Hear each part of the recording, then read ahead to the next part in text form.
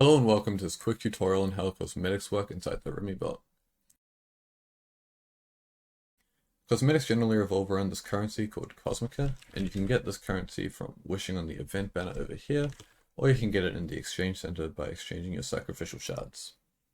Once you have Cosmica, you can come over here to the Cosmetics banner, and you'll be able to summon 3 times for 33 Cosmica. And when you do this, it'll give you 3 random items.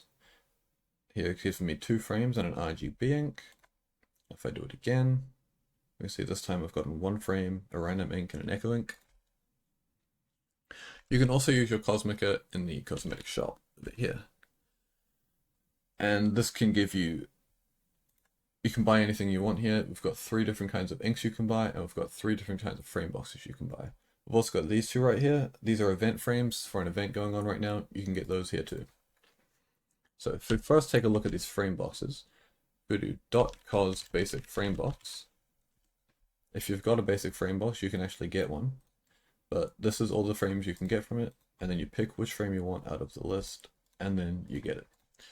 We've also got the deluxe frame box over here, which has got these in it, and then we've also got the premium frame box. I spelled that wrong, which has got those 2 in it.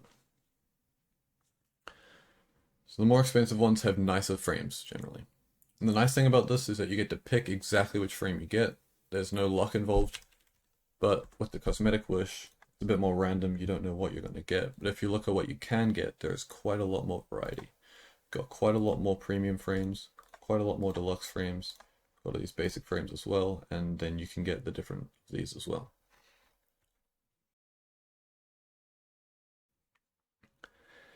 Now, let's look at inks. Inks are used to change the color when you customize a card, and I'll go into more detail on how that works later, but for now, let's look at how to open them. So you can check what you've got here in the Cosmetics tab. See, you've got RGB inks, you've got random inks, and you've got Kuroshiro inks. These are the 3 kinds of inks that you can open. So if we do Cos RGB ink, this is going to open an RGB ink for us, and it's going to give us 1 red ink, a green ink, and a blue ink. Same thing works if we do a Kuroshiro ink, except this time it's going to give us a black ink and a white ink. Random ink is probably the most fun one. It'll give you a completely random ink. You'll see the color of it on the left side here, the embed color. But you can also do IVCYPMN, that's the code, and then it will show you that ink. And we'll get a little picture here of the color. And once you've used these inks, you'll be able to see them in the ink view command. So if you do that without a code, it'll show you all your inks that you've got. You've got a nice little picture here that shows you all your different inks and the codes for them. So it's very easy to tell what's going on, very easy to tell what color is what code. It's very helpful. You can also filter these inks by color if you want. So if I was to do this, filter by green, it's going to show me all my green inks. If I was to do it again and sort by red, it's going to show me all my red inks, although this is also partially pinks. You can also check other people. So if I take R, for example, over here, and I do .iv user and then put in her ID, I could also just ping her if I wanted. That's a lot easier. That'll show me all of R's inks. That's just R's collection.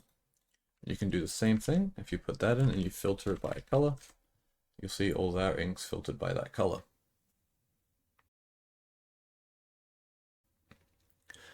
Now something fun you can do with your inks is the InkLab. So what you can do here, first of all, is you can mix inks. So let's say we come here and we want to take red and blue, because red and blue make purple. So if we mix red and blue together from the RGB ink, oh, wrong thing, IL. If we mix red and blue together, we'll get a purple ink, as you can see here. It's given us one of those. Since we mixed 2 inks, it's only going to give us 1 ink in return. But if we were to mix 3 inks, so let's say we take these and we add a white one on top to give us a lighter purple, this time we mix the ink and this time it's going to give us 2. And we'll get the lighter purple. We've got 2 of those now. So if we look in our inventory, I've already done this before, so I've got a couple, but you'll see I've got 5 of those. So I can use it 5 separate times. The other thing you can do in the InkLab is recycle things. So if you've got 3 that you don't really care about, you can just get rid of them. So let's say I want to get rid of one of these purples, and then I'll get rid of 2 blacks. Now this costs 3 Cosmica to recycle, but once you do it, it's going to give you a completely random ink. So here we go, it's going to give me this dark blue color, and now that's in my inventory as well. But now that I've got this dark blue color, what if I want to keep it? I've only got 1 of them, so that means if I use it on a card, it's going to be gone. So if I want to keep this, I can do .echo ink, then put in the code and how many times I want to duplicate it. So I'm going to do it once to get 1 more, and it's going to give me 1 more copy of it. So now if I do IV again, we can see that I've now got 2 of it.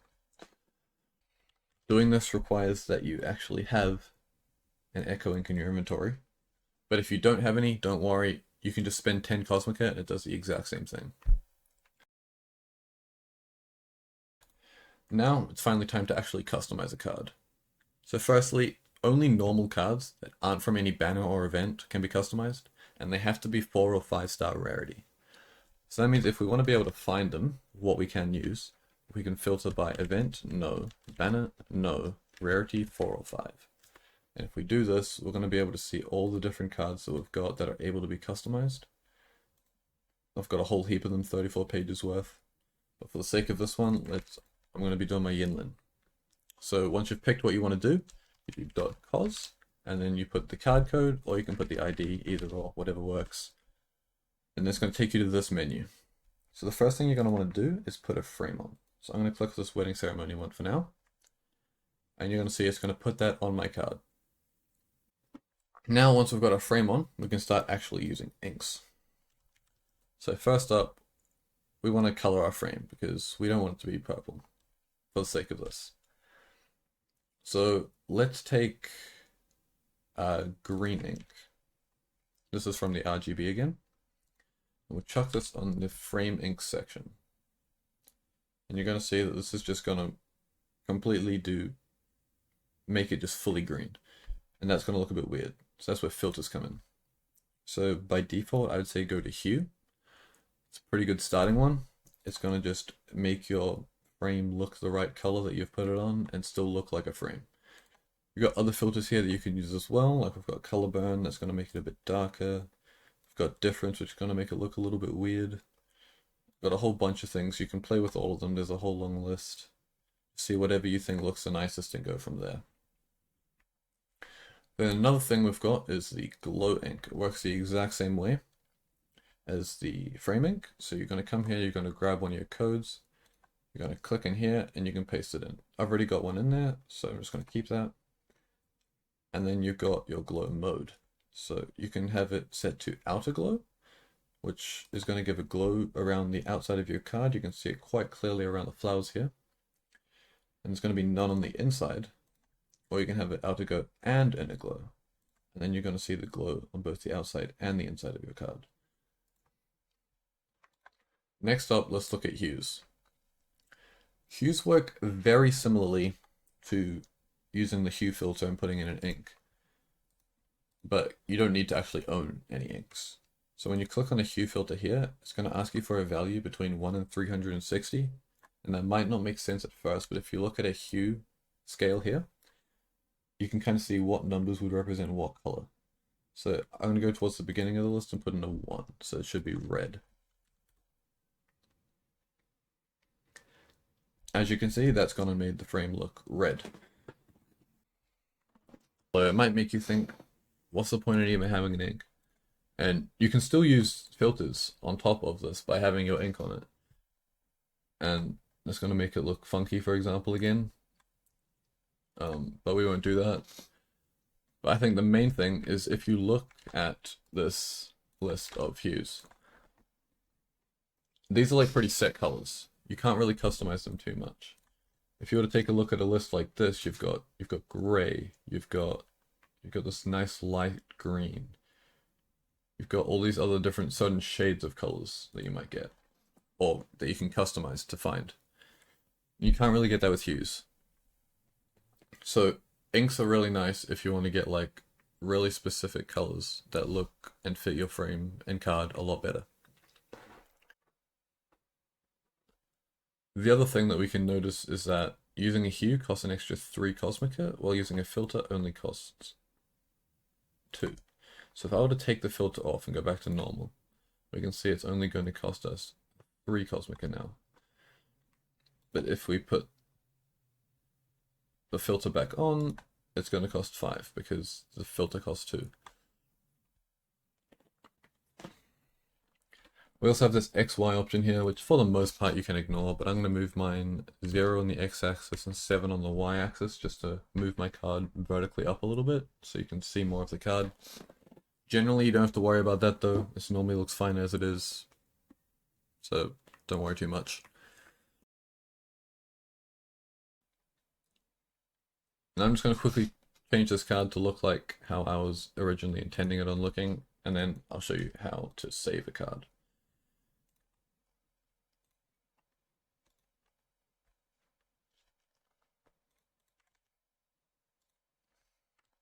Let's ink, put in the luminosity filter. So once you're happy with how your card looks, you've customized it however you like, and you think, yep, that's good, I'm happy with that. You can click Save Changes over here. And this is going to go ahead and apply it to your card. So now if you want to find all the cards that you've got customized, you can use this Cos tag filter. And then when you do that, it's going to show you all the cards that you've customized. So now if I go and I have a look at it, it's going to look customized. You can see this with other cards too. They all keep their customizations that you've given them in the past, and they stay that way forever. Now what you can do with these is that you can show them off. You can put them on your profile if you've customized them. Normally you can only put events or banners on your profile, but you can put customized cards on your profile too. And if they're a 5-star, you can put them as your favorite on your profile as well. Anyways, I hope this tutorial helped, and have fun customizing your cards.